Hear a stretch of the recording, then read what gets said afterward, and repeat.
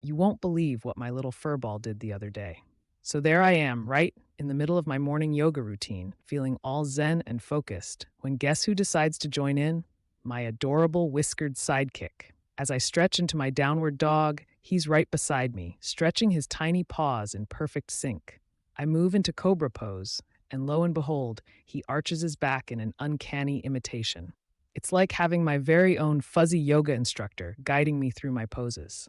Trust me, it's the cutest thing ever. His little face so serious, he's like a miniature guru, teaching me the ancient ways of persona. Every day now, it's our thing, a bonding moment that just melts my heart.